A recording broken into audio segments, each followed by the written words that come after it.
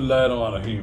السلام علیکم ناظرین کرام، میرا کپتان اسی تم طراق کے ساتھ روزانہ ویڈیو لنک سے خطاب کرتا ہے جس طرح وہ 9 مئی سے پہلے خطاب کر رہا تھا، لیکن اس پورے خطاب میں جہاں اس کی اپیل ہوتی ہے حکومت سے کہ میرے ساتھ مذاکرات کر لیے جائیں، وہ دھمکی بھی دیتے ہیں اور کہتے ہیں کہ میری اس اپیل کو کوئی کمزوری نہ سمجھی جائے۔ ناظرین کرام، ان کی اپیل، مذاکرات کی اپیل اور پھر یہ دھمکی، ان دونوں موضوعات پر ہم آپ کے ساتھ تفصیل کے ساتھ گفتگو کریں گے۔ حسب معمول آپ سے استدعا ہے کہ اگر آپ نے میرا یوٹیوب چینل نواز رضا کے ساتھ اب تک سبسکرائب نہیں کیا تو برائے کرم اسے فوری طور پر سبسکرائب کریں اور آئیکن کا وہ بٹن دبانا نہ بھولیے کہ جب ہم ویڈیو لوڈ کریں تو سب سے پہلے آپ کو اطلاع ملے۔ ناظرین کرام، فی الحال تو عدالتوں نے ضمانتیں دے رکھی ہیں اور عمران خان ابھی تک گرفتار نہیں ہوئے۔ ان کے پاس ویڈیو لنک کی سہولت موجود ہے اور وہ روزانہ قوم سے، پریس سے خطاب کرتے ہیں اور بھاشن دیتے ہیں۔ فرسٹریشن کی حالت یہ ہے کہ وہ جب بہت زیادہ دباؤ میں ہوتے ہیں تو پھر کہتے ہیں میں اپیل کرتا ہوں۔ اب وہ اپیل براہ راست اسٹیبلشمنٹ سے کر رہے ہیں، بار بار کہہ رہے ہیں کہ میرے ساتھ فوری طور پر بات چیت کی جائے ورنہ ملک کو نقصان ہو جائے گا۔ ہر سب اب کیا نقصان ہونا، جو ہونا تھا وہ تو ہو گیا۔ 9 مئی کا واقعہ جو ہوا ہے، اس کے بعد کوئی پاکستان میں گنجائش رہ گئی ہے کہ آپ نے کچھ چھوڑی ہو؟ پھر وہ یہ کہتے ہیں کہ میری ان باتوں کو کمزوری میری نہ سمجھا جائے۔ جنہوں نے کمزوری سمجھنی ہے وہ تو آپ کے ساتھ بات ہی نہیں کرنے کے لیے تیار۔ حکومت تو پہلے ہی آپ کے ساتھ اپنے تعلقات ختم کر چکی ہے اور رہی سے کثر تھی، کبھی آپ اسٹیبلشمنٹ کو مختلف ذرائع سے جو پیغامات بھیجتے تھے انہوں نے اپنے دروازے بند کر دیے۔ آپ نے اپنے سیاست میں آنے کی وجہ بتائی کہ آپ نے برطانیہ میں جو قانون کی حکمرانی ہے اس کو قائم کرنے کے لیے پاکستان میں آپ آئے۔ خان صاحب، جو 4 سال آپ نے گزارے ہیں، وہ جتنے لوگ آپ نے جیلوں میں ڈالے تھے، کیا اسی کو آپ برطانیہ کی حکمرانی کہتے ہیں؟ یہ رانا ثناء اللہ کے خلاف جو ہیروئن کا کیس بنایا گیا، کسی طرح کی آپ برطانوی قانون کو یہاں نافذ کرنا چاہتے تھے؟ ہم ہیں تو ابھی بھی سارا قانون ہی ہمارا برطانیہ کے مطابق ہے، لیکن نافذ کرنے والے لوگ اصل میں وہ نہیں ہے جو پہلے 1947 سے پہلے تھے۔ اب پاکستانیوں کے ہاتھ میں یہ قانون ایک مذاق بنا ہوا ہے۔ چلیے، آپ نے یہ تو اعتراف کیا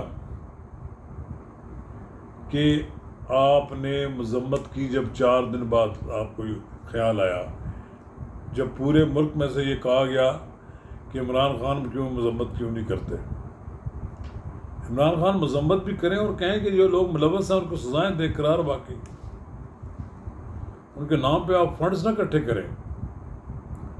یہ جو لوگوں نے فوجی چھاؤنیوں پہ حملے کیے ہیں، تصور کر سکتے ہیں خان صاحب کسی سویلائزڈ ملک میں، جمہوری ملک میں لوگوں کو اتنی آزادی دے دی جائے کہ وہ چھاؤنیوں پر حملے کرنا شروع کر دیں، کور کمانڈر کے گھر کو تہس نہس کر دیں، میاں والی ایئرپورٹ کو الٹ پلٹ کر دیں، ISI فیصل آباد کا جو دفتر ہے اس کو تباہ و برباد کر دیں، اور پھر ریڈیو پاکستان پشاور کی عمارت کو نظر آتش کر دیا جائے۔ میں اور بھی بہت سی جگہ کا نام نہیں لیتا جن کے لیے ابھی کسی نے ذکر ہی کبھی نہیں کیا۔ یہ جو ہوا ہے اس کی سزا تو ملے گی، نہ آپ کسی کو روک سکتے ہیں نہ کوئی اور روک سکتا ہے۔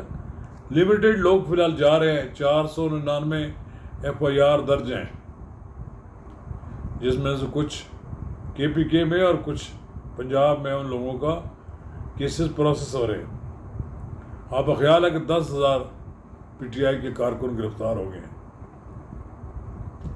ممکن ہے، ہو سکتے ہیں 10,000 ہو چکے ہیں، لیکن 10,000 لوگ تو باہر ہی نکلے تھے۔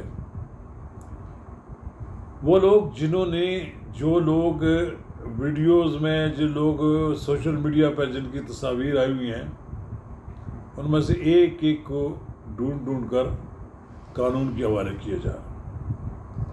اور اب بھی آپ بات کرتے ہیں حقیقی آزادی کی، کون سی حقیقی آزادی کی بات کرتے ہیں؟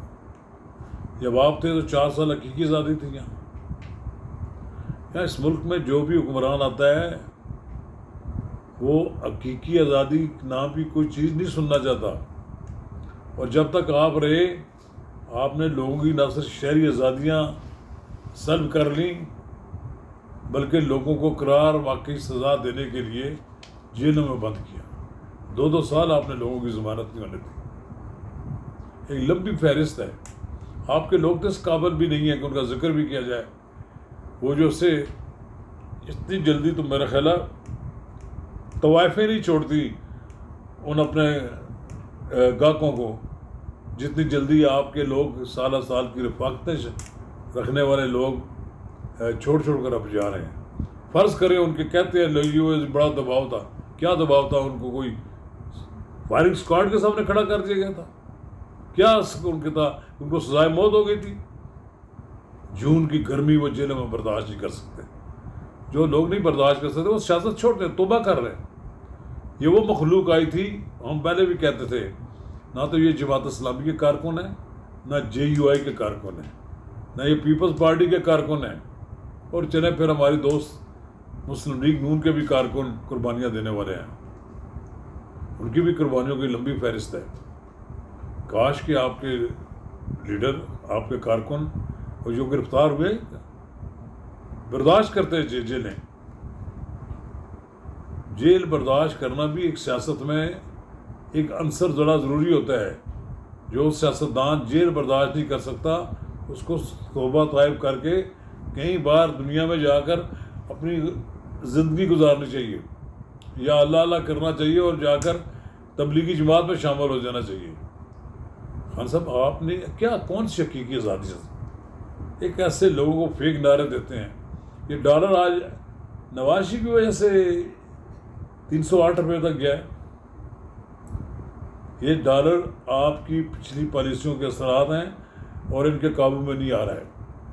میں تو ساکھ ڈار صاحب کو کہتا ہوں کہ آپ پرائیویٹ طور پر ڈالرز کا کاروبار کو روک دیں، بند کر دیں، اور تمام ڈالرز گورنمنٹ کی طرف سے اسٹیٹ بینک سے جاری ہوں، کسی کو پرائیویٹ کاروبار نہ کرنے دیں، ڈالر خود تو نیچے آ جائے گا۔ پاکستان کے لوگوں نے ڈالرز خرید کر گھروں میں رکھ لیے ہیں۔ یہ سب سے آسان کاروبار ہے کہ پیسے کمانے کا ایک ذریعہ ہے۔ لوگوں نے اربوں ڈالر رکھے ہوئے گھروں میں، اور 50 لاکھ ڈالر سمگل ہو کر افغانستان جا رہا ہے۔ چلیے اب دیکھتے ہیں کہ خان صاحب کتنا عرصہ تک اپنی اسی رعب اور دبدبے کو قائم رکھ سکتے ہیں۔ انہوں نے اپنے آپ کو ایک بڑا لیڈر ثابت کرنے کی ناکام کوشش کی ہے۔ کاش جتنی ان کو مقبولیت حاصل ہوئی اس کو وہ صحیح طریقے سے میچور کرتے اور اپنے کارکنوں کو اسٹیبلشمنٹ کے خلاف لڑنے کے لیے تیار نہ کرتے۔ اس کا نتیجہ تو نکل آیا کہ چند لوگوں کے مظاہرے سے، توڑ پھوڑ سے تو کوئی کبھی انقلاب نہیں آتے ہیں، اور نہ ہی کوئی آپ انقلابی جماعت ہیں۔ آپ کی جماعت میں جو خواتین اور جو دوسرے لوگ نوجوان ہیں وہ کوئی دنیا دار لوگ ہیں، ان کو کوئی دلچسپی نہیں ہے جیلوں سے، مار کھانے سے۔ وہ تو ڈھول کی تھاپ پر رقص کرنے والے لوگ ہیں، اور اس سے اگر ان کو کوئی ان کا تھوڑا سیاسی ایک عیاشی کا کوئی ماحول بن جاتا تو ٹھیک ہے، سیاسی کارکن تو جیلوں میں جاتے ہوئے جناب نعرے لگاتے ہوئے جاتے ہیں، نعرے لگاتے ہوئے باہر نکلتے ہیں۔ میں کہتا ہوں لوگوں کی ایک لمبی فہرست موجود ہے جنہوں نے جیلوں میں اپنی بہادری کے کارنامے کی ان کے ہیں۔ خان صاحب کو یہ معلوم ہونا چاہیے کہ جیلوں میں جو سپرنٹ ہوتے ہیں یا دوسرے لوگ ہوتے ہیں وہ سیاسی قیدیوں کی نقل و حرکت کا جائزہ لیتے ہیں کہ وہ کتنے بہادر ہیں، اور پھر وہ اپنی محفلوں میں ذکر کرتے ہیں کہ وہ کتنی دیر تک اسٹیبلشمنٹ کا، کتنی دیر تک حکومت کا مقابلہ کر سکیں۔ یہاں تو لائن لگی ہوئی ہے کہ پہلے آدمی آتا ہے پریس کانفرنس کرنے کے بعد وہ 4 آدمیوں کی اور فہرست آئی ہوتی ہے کہ وہ جناب اسلام آباد نیشنل پریس کلب میں آ رہے ہیں جی، ان کے لیے پریس کانفرنس کا اہتمام کیا جائے۔ بڑا افسوس ہے، فردوس شاہ گوان نے بھی استعفیٰ دے دیا، ابرار الحق بھی چلے گئے، سیف اللہ نیازی چلے گئے۔ یہ وہ لوگ ہیں جو جب اقتدار میں تھے تو کسی کا فون بھی نہیں اٹھاتے تھے۔ سیف اللہ نیازی صاحب کے بارے میں یہ بات کر رہا ہوں۔ اب اتنے گھبرائے ہوئے ہیں، مشکل وقت میں عمران خان کو چھوڑ کر بھاگ رہے ہیں۔ خود انہیں شرم آنی چاہیے کہ سیاست میں وفاداری نہیں ہے پھر کچھ نہیں ہے۔ شکریہ۔